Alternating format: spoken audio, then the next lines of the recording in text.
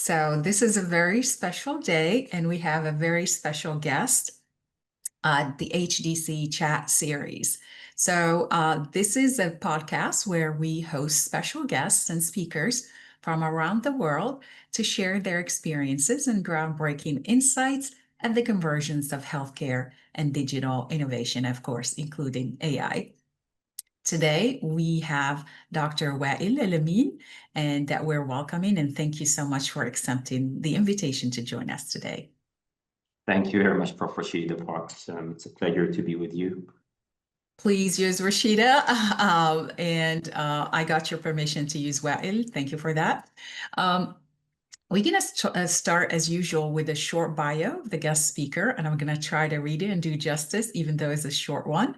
Dr. Wael Elamin serves as medical director at G42, the largest company, the largest healthcare company in the Middle East, driven by AI, advanced technology, and genomics. He's a physician, humanitarian, and innovator. He's pioneering the integration of AI in public health surveillance and healthcare delivery. He has led clinical microbiology and infectious disease efforts within the UK National Health Service and also served with Doctors Without Borders. In addition, Dr. Elamin he's deeply committed to education, sharing knowledge with the next generation, especially at both Khalifa University and Queen Mary University of London. Again, thank you for joining us one more time. Thank you very much for the introduction. Absolutely. And of course, I didn't do justice. I just picked few of your achievements. And of course, there's a lot more from that. What I do, I pick something personal or something unusual to start the conversation. And the first thing that caught my attention is, I'm taking my notes here, is you worked with Doctors Without Borders in some countries, some difficult situations. What moment of those, how can I say, of those frontline or from those front lines that still shape the way you think about medicine today? So thank you very much for the question, Rachida. I think it's a very personal moment and very quite descriptive, actually. I was working in South Sudan at the time, 2003, in a very small town called Bentiu, with Doctors Without Borders. And as a junior doctor, so I just finished my housemanship, which is the equivalent of year one residency in the US. Whereby a very junior doctor still, but the responsibility was quite big for that as an entry, and we had to do triaging, but the triaging was very different. And unlike triaging in an ED, whereby you pick the sickest first, we left those that are unlikely to survive, and we were not able to triage them at the time. So if the probability of survival was less, and the clinic was mostly dedicated for children, women, and malnutrition in terms of men, and we had tuberculosis and Kala-Azar leishmania. But one of the most difficult moments was looking at a mother and being unable to admit her child who was gasping in her arms, and it still remains with me, and it would remain with many people. And I think it is those type of decisions whereby the questions, the ethical, the moral, the dilemma, and it's not that they needed much. It was usually just an equivalent of a protein bar, or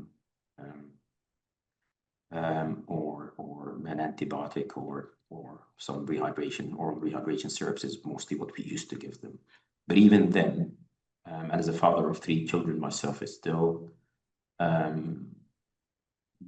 I still wonder if within the 50 patients that we were only allowed to try per day, how many of those am I responsible for their departure from this world. So these were the moments, but at the same time, we also had quite rewarding moments whereby you have people who come to you with infectious diseases such as Calazars, with tuberculosis. Usually get a combination of both of these. And you see them walk out in 2 to 3 weeks. We were also at the time doing the trials for the ICT for malaria, for the immune tests that we were using for malaria at the time. So they were not common, and it's more or less become standard practice now for the antigen testing for malaria. The introduction of new medicines, new protocols, whether for malaria, HIV, malaria, tuberculosis. So there were quite a few other trials that we were involved with, which ended up sort of shifting my career from, towards the infectious diseases because of that sort of reward and seeing patients. Not many things in medicine are curative, but infectious diseases remains most of the time curative. So that in itself sort of shifted my intention and my interests, whereby you do the diagnostics and the therapeutics. I did not expect this question to be so emotional, and take us to those.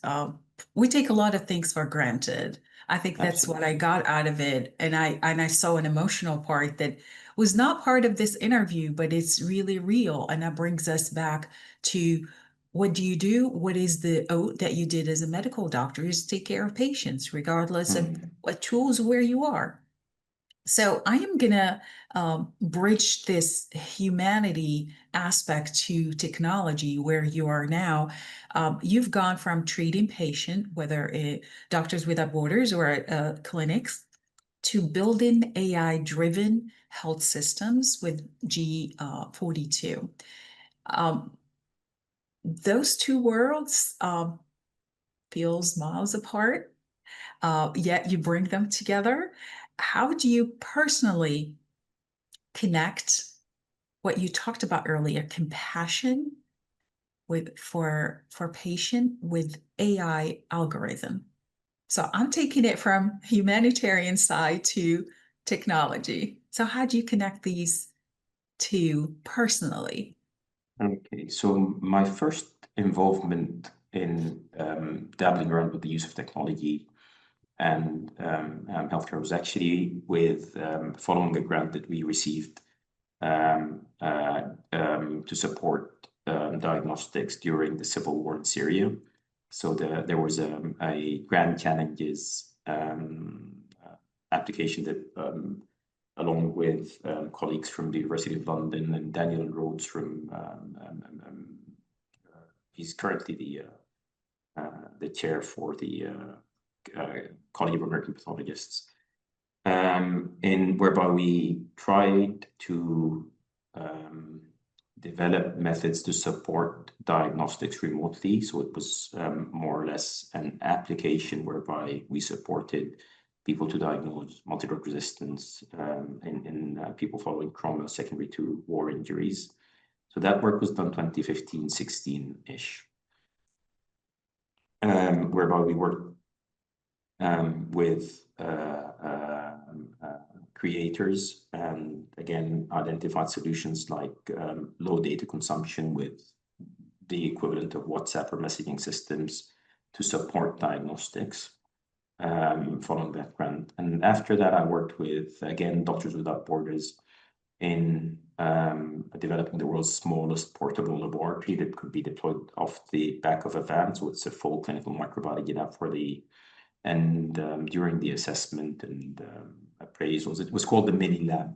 It's now a fully functional laboratory that's deployed in about 9 or 10 different countries with MSF.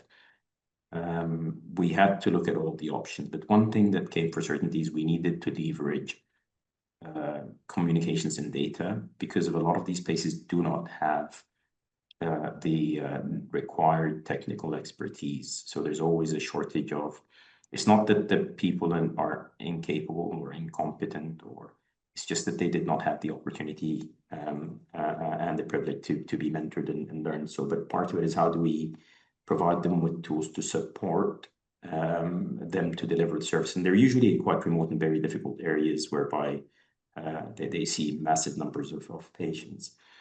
I moved to the UAE in 2019 in a sabbatical role to open a branch of King's College Hospital in Dubai. Then COVID hit us.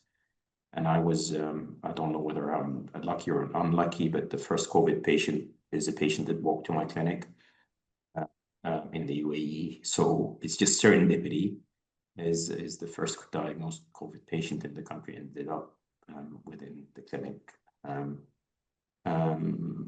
after that, G42 was a complete AI company that expanded into COVID diagnostics. I was asked if we can support with monitoring COVID in wastewater. There was a lot of work coming from the US and Europe about the monitoring of COVID in wastewater using digital applications or new technology, and we took the challenge, and hence I ended up with a complete diversion and changing career yet again.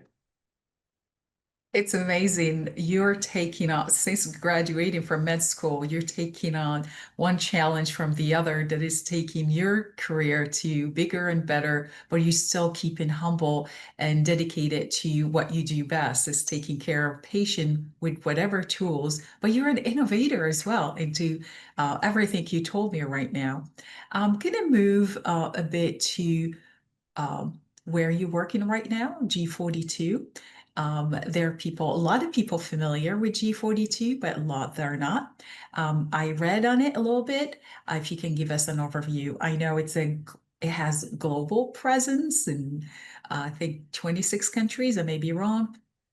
So if you can share a little bit more about what is G42, where you operate, scale, and anything else you're willing to share with us today. So I think the name in itself is quite interesting.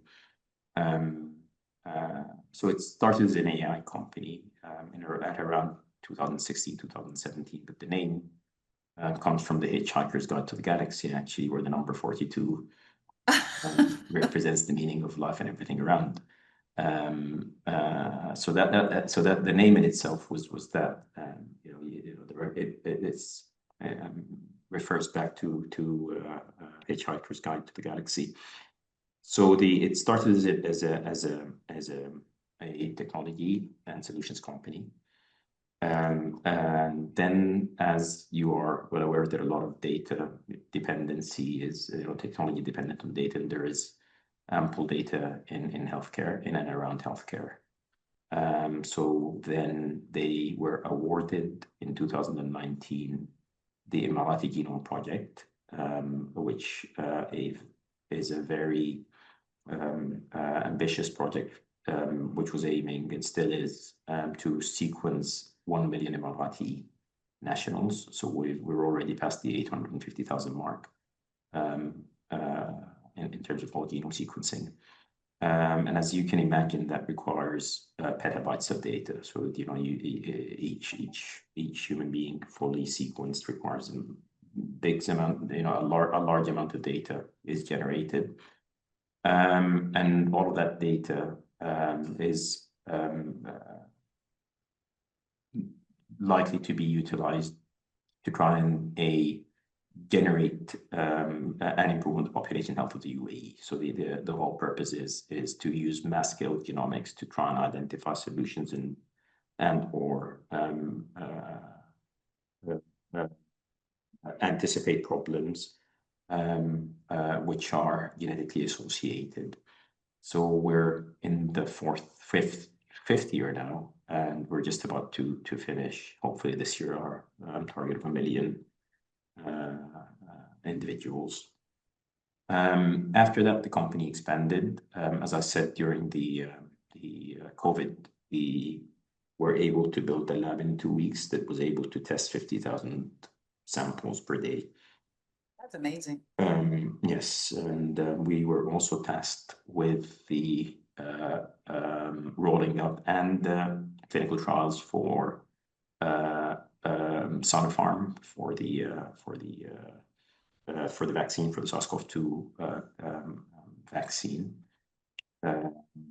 which again was probably one of the largest clinical trials undertaken within the globe, all the way from Argentina, from Latin America to Asia, plus the distribution of the vaccine in all of these countries. So this was also part of the work that we did during the times of the COVID pandemic. We, after that, the company merged with Mubadala Health, which is currently the largest healthcare provider within Abu Dhabi. And the formation of M42, so that would be 2022, 2023-ish. So we all became together M42, so the healthcare arms of both E14 and Mubadala Health became M42, which was, now we're probably one of the largest healthcare physical brick and mortars, classic hospitals with Cleveland Clinic Abu Dhabi, with a Health Point, with a dedicated women's and children's hospital, Damat Al Amarat, with quite a few medical centers. And in 2024, there was an acquisition of the world's second largest dialysis provider, Diaverum, so which extended our footprint globally, providing a significant amount of healthcare on the globe. This is definitely more than I asked for. This is so amazing what you're doing, and the environment where you're doing all these advances from, you know, the answer to everything is 42. I'm taking a joke part into this to being futuristic and collecting all these mass genomics to be able to predict and anticipate problems in the future. Probably this is just a follow-up question about M42, which branch out of G42. You shared a few examples. Can you please expand some of the most impactful healthcare projects and how they're reshaping delivery in the region? Again, this is just expanding upon what you already said. So there's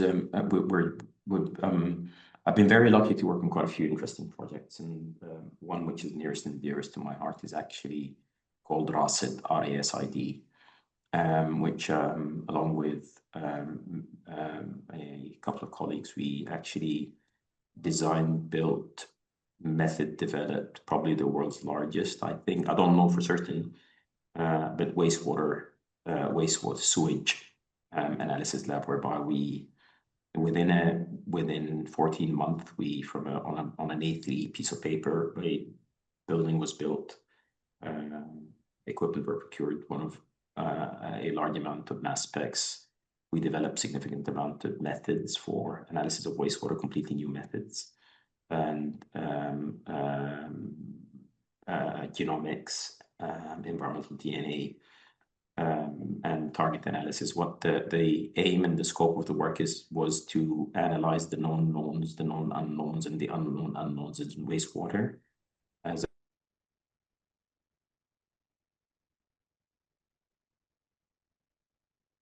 can't hear you.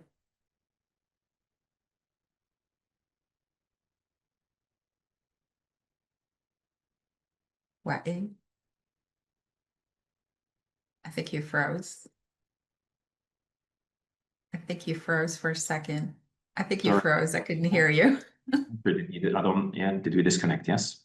Yes, I think we did.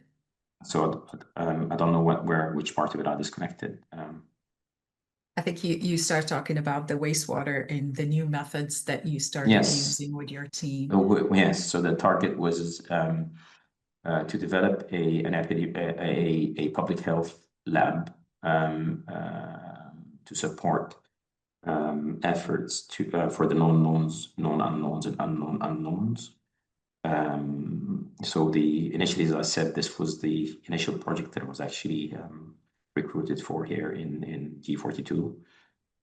Was initially COVID, but we managed to get support and convince the leadership of the country that what we need to do is actually look at wastewater slightly differently, as it is definitely a source of information and knowledge that, funny enough, whenever I speak to people, I say one of the most important things in the Roman Empire were the cloacae, the big arteries, and the big arteries were the sewage networks, you know, and that's what gave the Roman Empire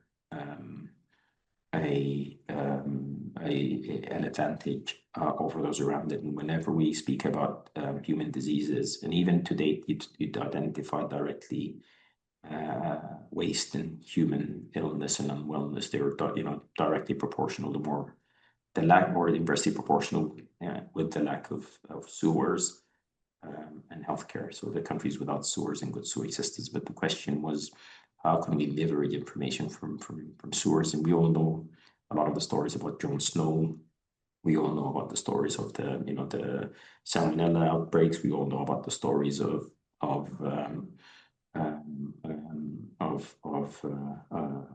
you know, the polio recently in both in the UK and in New York. And all of these were identified in wastewater, and of course COVID, but it's also been used in a lot of countries for monitoring the illicit drugs as a downstream for environmental health in seas and oceans. And you know, the Thames, there was and the Paris Olympics, I think also there was a lot of there was a lot of news at around the time about the appropriateness of the river for swimming. So sewage, as much as unromantic as it is a massive source of information and knowledge. And what we like to tell people is we're probably running the best and the largest experiment at the moment globally, because we're looking at relationships between bugs, heavy metals, heats, temperature, medicine. So a good example would be, if you imagine the multi-drug resistant organisms, such as E. coli, Staph aureus, or any of the others, and the fact that actually there's a lot of antibiotics also excreted in the sewage, and without the need to perform tests, or we're able to observe these relationships in their natural environment. So because we all you know, all of the excrement comes to the sewage. If you take a sample, you're able to look at both and how these bugs and drugs interact, for example. I never thought of even asking you this question. I think I'm part of the general public, or I'm an exception that does not take a deeper look into public health. And you're looking, you said, looking at sewage to be able to identify what's going on within a particular population, right? Did I get that part right? And Absolutely. it's so interesting. I looked at it from an individual perspective. I'm sick, I have a headache, I have fever, I go to the doctor, and you understand, or you try to diagnose, but you're taking a different perspective and looking at a population by looking into the extreme, whatever is going on in that one, and those sewage. You said something really interesting, and that's what I try to do in my research and my teaching about AI. And I start with this statement: it is not about you learning machine learning, predictive analytics, or data mining. It's about solving a problem.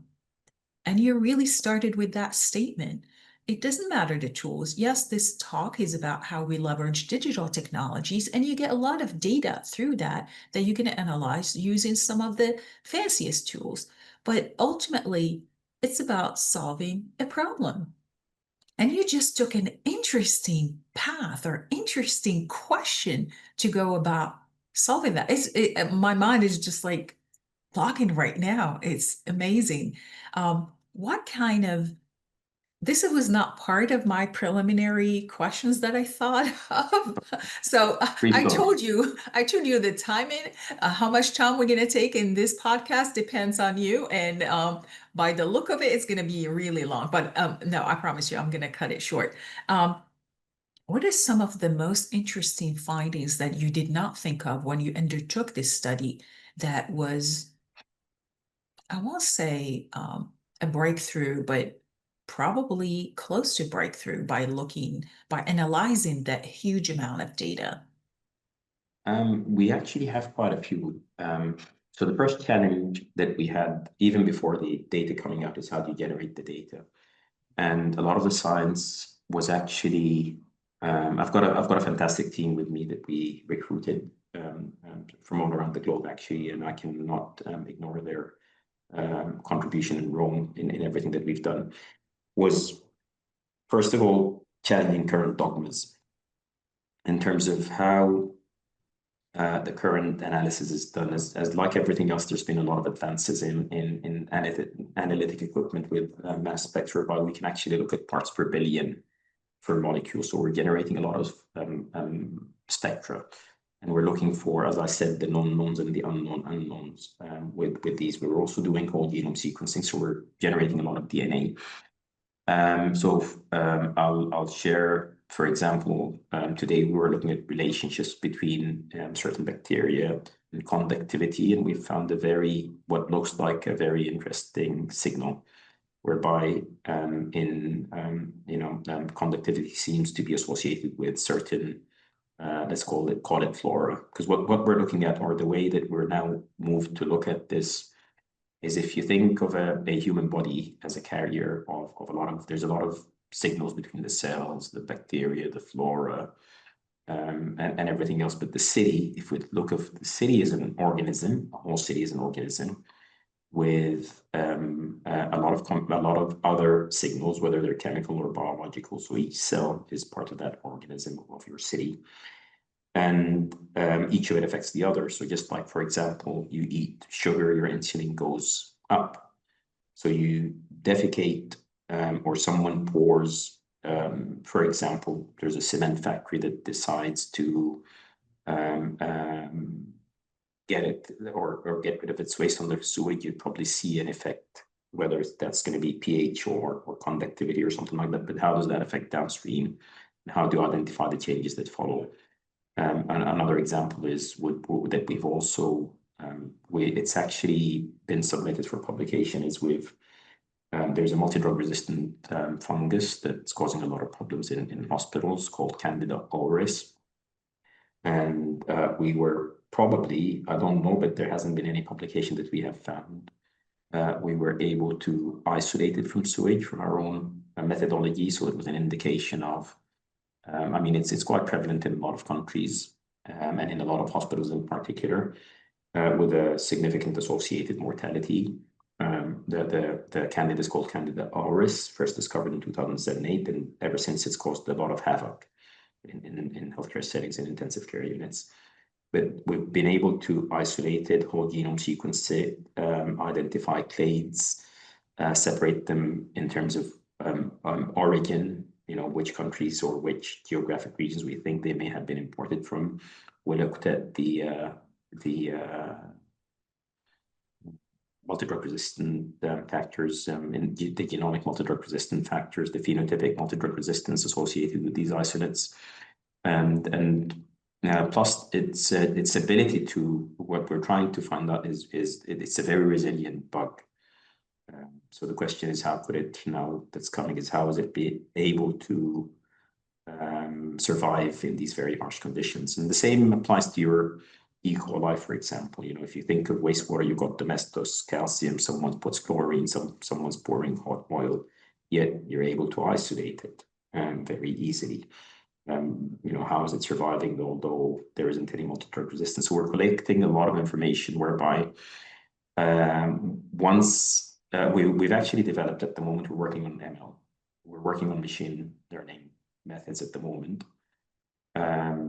to try and see what we cannot see. So I'm probably not the best person, but I've got a big team of data scientists and supporting. I just ask the questions and they find the answers. All right, it's a work of a team. It's what an absolute work of the team. Yeah. Absolutely, that's what I'm working on a paper, and of course I understand. We never claim to be the top expert. I work on the AI side. I have a medical doctor. I also have a lawyer to understand the ethical part. So all three of us, and we added a medical student as well, to look at it from different aspects. So I really totally understand you're the medical hat, but you have AI hat to combine all those efforts. You said so many things, and I'm going to try just to ask one question, even though I'm tempted to ask so many. As a researcher, I'm always drawn to the methodology, how we come about our findings, and then acting on those findings. And you said you collect your sample from different parts of the world. Excuse my ignorance here, but how do you go about collecting samples from one stream or the end of the stream or this part of the world or this region? What is the deciding factor? Because now it's going to get into your machine learning, and the machine learns from the data you feed it. So are you missing something? How are you collecting that data or that sample to be able to train it or to extract information that you're going to act upon? So it's probably the highest resolution project at the moment. So we're collecting 100 samples daily, and we're analyzing each sample for more than 400 markers every single day. And we've been doing that for more than 2 years already. And that's so basically we're fingerprinting the chemobiome of the city, and we're trying to define what's normal and what's subnormal with time trends. And then we're going to look at the deviations, because again, there's a lot of variables involved between, apart from the general variables like the temperature, it's who walks in, who drives in, who goes out, who goes into a city.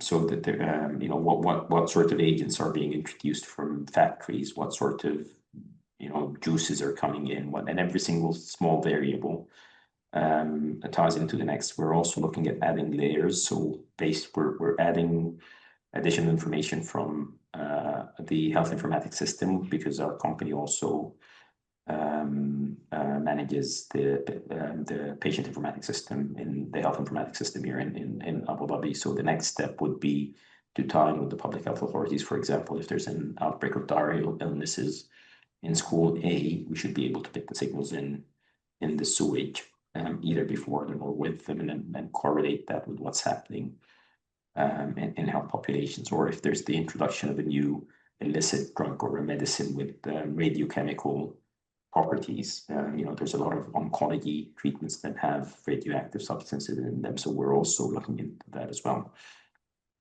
So that there's a massive amounts of data. So it's like what you guys call the neural network.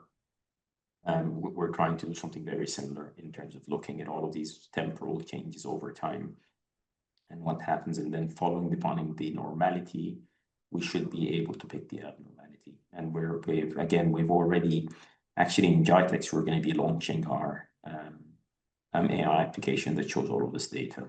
So we've tied it with the GIS, with the 3D mapping, and with all the flow rates, because you need to normalize your data. Is how many cubic meters does each person use, and how much does each person.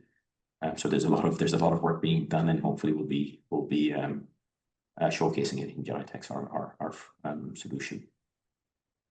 And as you start talking about data, all these data points, I think my smile gets bigger and bigger because data is what feeds my models. That's what feeds the outcome. So I get really, really happy when we have plenty of data, quality data, available data. It just on my end makes us really happy.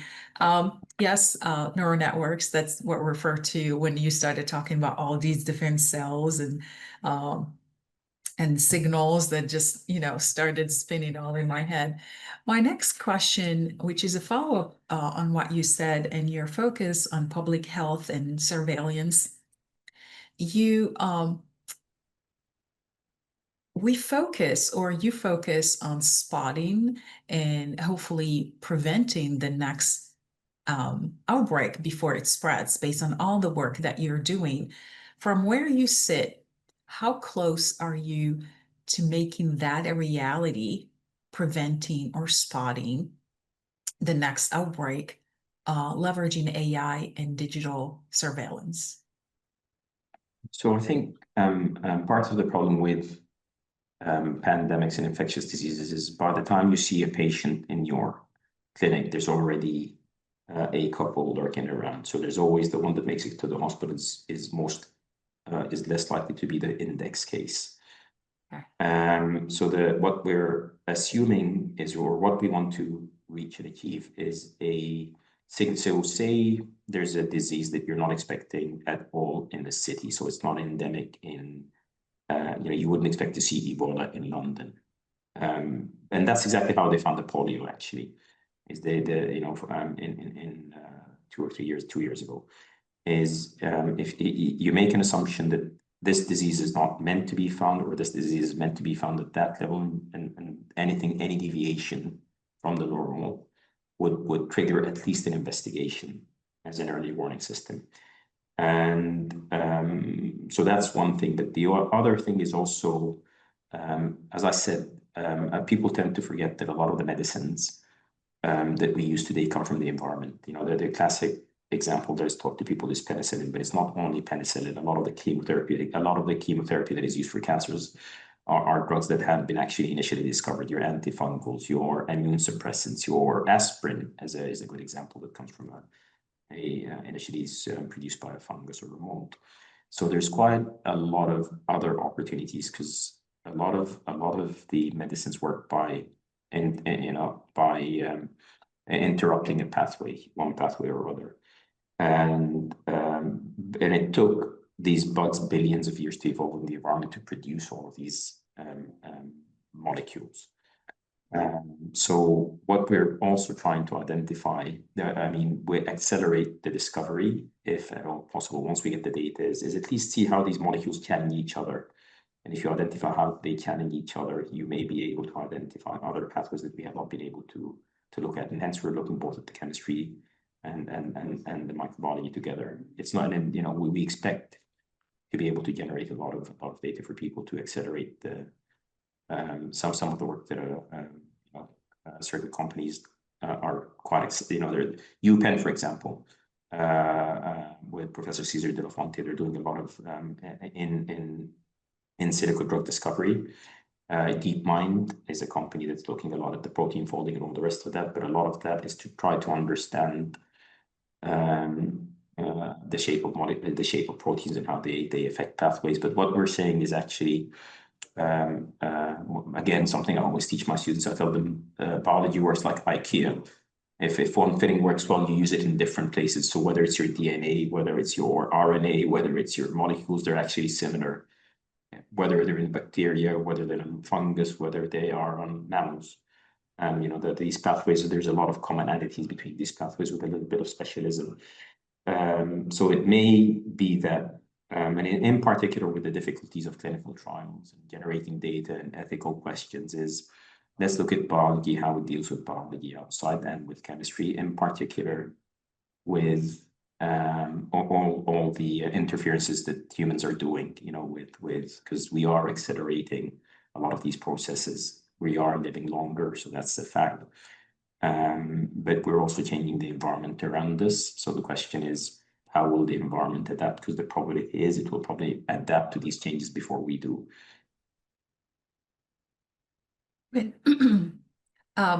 I try to hone where you're coming from, and every time I'm like, okay, I got it. You wear another hat, a different perspective, and I'm like, that's a lot for my head, and probably people listening or watching this podcast you'll enrich their experience from being on a ground doctor to a researcher to an educator to an expert working with machine learning with other teams and AI.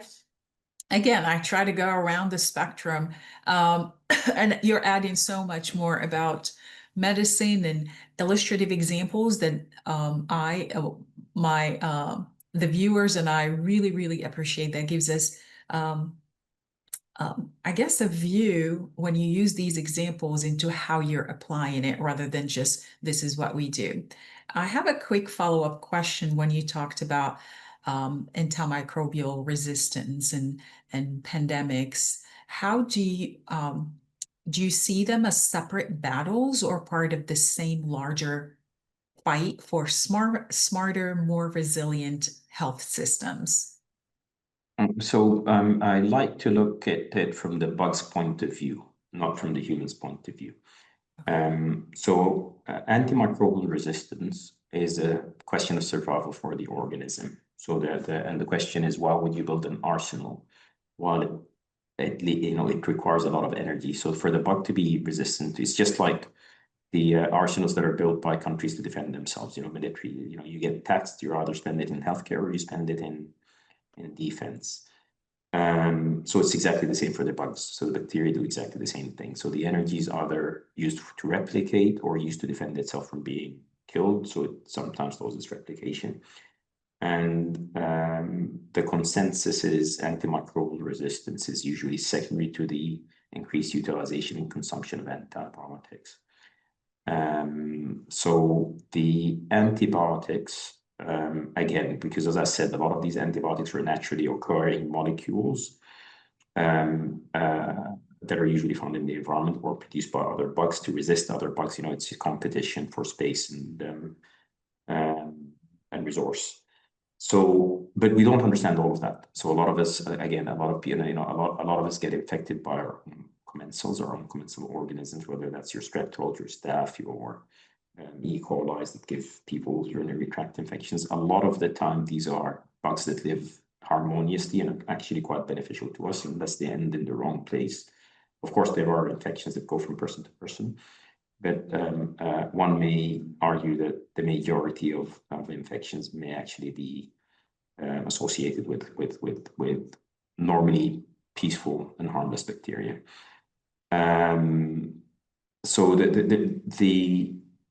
what we need is an ability to look at this and I'm pretty certain there's an acceleration in the science at the moment of being selective in terms of how do we target the really, really bad bugs that are causing us really, really bad infections without actually harming the good ones that are actually quite beneficial to our to our health. Everyone talks about the microbiome and how it's associated, the gut-brain axis, and how to take care of your gut and have this yogurt of type A or type B or so we're still early, I think, and there's a lot for us to learn and know. Of course, antibiotics, again, in terms of return on investment, I think nothing has given us longevity more than antibiotics. Nothing. There's nothing else that changed vaccinations, and antibiotics are probably the reason why we moved from an average age of 40 to 50 in most countries to 70 plus, and everything else is just a very small incremental change post the Second World War. But there's always a limit, and I think we've reached that limit. So the question is, how can we extend it a bit more, whereby rather than indiscriminately, killing the good and the bad and the ugly, is to just target the ugly. This is actually a good prelude to my next question about accessibility and access. You have worked in world-class systems such as the UK and NIH. I can't pronounce that, National Health Service, NHS, and in low resource settings, especially when you worked with Doctors Without Borders. What will it take to make sure that innovation and all the wonderful undertakings that you're doing doesn't stay in wealthy nations, but also serve everyone around the globe? So it's a very what will it take? It will take the people accepting that the world is actually a common vehicle that we all ride in. It doesn't belong to these privileges, or the privileged will struggle if the unprivileged are left behind. What will it take is probably the extension of these solutions with the purpose of not charity and not donation, but of transformation and transfer we understand that the world predominantly works on capital and requires that as the fuel and energy. But then again, unless we end up dividing it in a way that allows for people to catch up, we may end up having to solve a bigger problem in the future. You know, a lot of the civil unrest in parts of Africa or in Latin America may be much more cost effective if we're able to share into solutions, not money, not just the, you know, the just it still remains that people are dying with diarrheal diseases that are completely preventable in many parts of the world with just clean water, nothing else. It's not, you don't need a lot of money to provide clean water, and you probably end up averting a lot of crises and improving the productivity of a population, rather than a mom sitting at home caring for a child with diarrhea 3 months of the year, 4 months of the year. You probably have to helping hands to help to build a house or take care of their co-op or chicken. So these are sort of the problem is, in my opinion, is we've been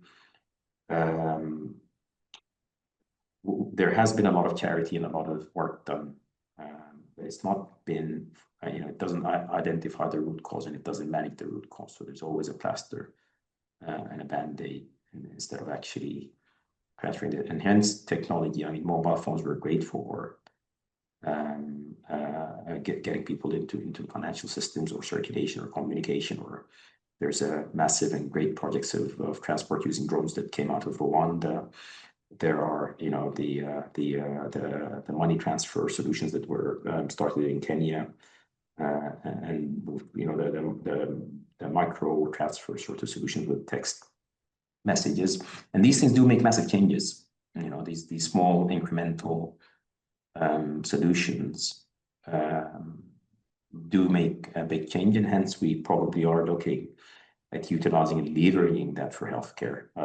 People look at LLMs for, supporting doctors, or is it better not to? I know these are quite ethical questions. They may be ethical in the West, much more they're ethical globally, but in a place, the question is in a place where you don't have any healthcare, can we use LLM? Because the accuracy is about, in reaching a diagnosis now is about 80 to 90%, depending on which one we use. Would it be ethical for us to roll that for people in the desert of Niger, where there's one doctor to a whole town? Would it be useful, at least for them, to know what they have and maybe just how to treat it? So there are definitely places to use these solutions and expand them to those who need them. We started this interview with a question that got you very emotional, and I don't want to end this one with something also emotional. Whenever you talk about the human being, what's impacting your tone and everything around you, it takes a different, I can't even find the words, compassion, care. And I think you go back to your roots as a medical doctor. I am here to make sure the world is a better place for you, I, and everybody else. So it is very emotional to hear you saying those words that come from your heart rather than a script. So thank you for being so transparent about the things that matters, and they're not exclusive to one region or one population. Now I'm going to share something about this podcast. It grew literally out of a classroom where I was teaching a course in AI and analytics in healthcare. And I'm sharing it with some of graduate students and medical students. And then somebody reached out afterwards and they said, Dr. Parks, can you share it after we graduate? There is no other way they could be listening to you, not in a, I don't know, 1 in a million, if you did not join this podcast. And for that, I thank you, and everybody else, thank you for sharing all this expertise, for sharing your knowledge. Similar to what you said, people are not in different parts of the world, are not waiting for a donation, but sharing of expertise and ways to make their lives better. So again, thank you for that. I'm going to move to the last question and make it less emotional here. You last thoughts, what keeps you awake at night when you think about the future of healthcare? I think it's what's been keeping a lot of people at night for the last, hundreds of years. It's just, as I said, I've got 3 children, and I'm pretty certain there's a lot of people listening and watching would have that. The question is, would we ever want to see harm reach them? And the answer is no. For our loved ones, and that's what keeps us up at night.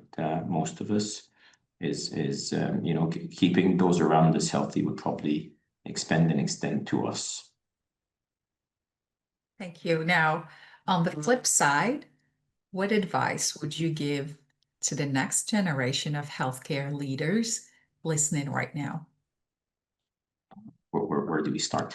I think optimism, first of all. I think I think looking at data is very important to try and remove a lot of our biases. We hear a lot of news, but we should be able to look into the objectively into the truth behind it without any bias. And as I said, over the last 200 years, our life expectancy has increased, tripled in certain areas of the world. So we must be doing something right, or something right has happened over the last 300 years. Unlike most people think that I don't know what it is, but so yeah, there's a lot of reasons in combination. But we're living longer. We're probably living healthier already. And we should always examine things, knowing that what our assumption, the null hypothesis, should always be the cornerstone of anything you do day and night, is always be able to accept the alternative. I couldn't say it any better. Before I move to concluding insights, healthcare digital innovation that you talked about for the last 45 minutes or so starts with data. We cannot come to longer longevity or better healthcare without having the data. The example is the sewage and all other initiatives. Any concluding insights about the use of digital innovation, the use of AI in healthcare, or any other insights you want us to walk away with today? I think the important thing is to accept change. I think and to be able to instigate change in particular, and to be able to speak each other's languages. So I've got a lot of engineers here with me, and it took me a long time to understand, the terminologies they use, from UATs and BRDs and this and that. We speak a very different language, but to find the common language between the end user and the developer is absolutely extremely essential in healthcare. We miss the translators, I think. Thank you. Thank you so much, Dr. Elamin, for a wonderful session. I am sure everybody will benefit from this, and I may get a lot of questions that I will forward to you down the road. Thanks again for joining us today. My pleasure, Rachida. Thank you very much. Hopefully we meet up soon. Thank you. Disclaimer: the views and opinions expressed in this podcast are those of the presenter and do not necessarily reflect the views or positions of the organization or entity represented by the presenter.